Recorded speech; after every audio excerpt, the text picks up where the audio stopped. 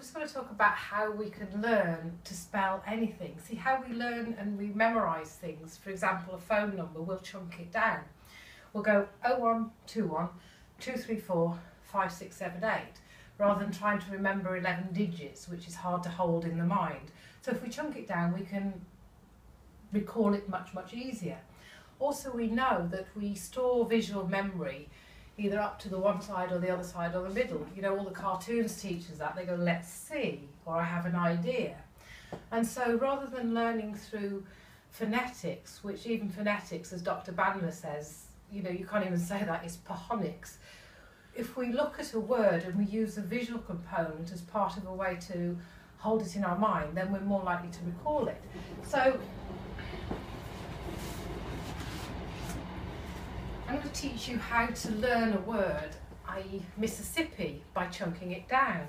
And the best way we do this, if I teach my son, I say, let's hold it up there and let's look at it and let's take a photograph of it with our eyes, and we go click, click. And then I put it down and I say, well, can you see it up there? And I get him to say it out loud, M-I-S-S. And I also ask him to say it backwards, because if he's took a photograph of it and he's seen it up there, he's able to see it and he's able to go S-S-I-M. And so once he's got that, then we go on to the next bit. And if you take a word and you chunk it down, you can see where the breaks in the word are going to be easier to remember. So the next little chunk is I-S-S-I. So take a photograph, click, click, and if you've got it there, can you see it up there? So what does it say? I-S-S-I, and it's one of those words, it's the same backwards. So what was the first one? Can you see it? I'll just add it there. M-I-S-S.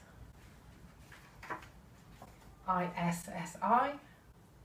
And by doing that and taking a photograph, you're able to see it and spell it forwards and backwards. And the final bit of Mississippi is PPI. Well, there's a lot about PPI at the moment and people trying to get you to spend money. So take a photograph, click, click, and can you see it up there? What is it? PPI. What is it backwards?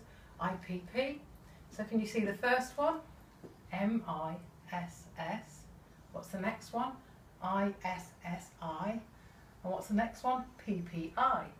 Now if you're doing this and you're visualising it, you may have to do this a couple of times to get locked in, then there's no reason why you can't spell it backwards. So look up to your visual picture.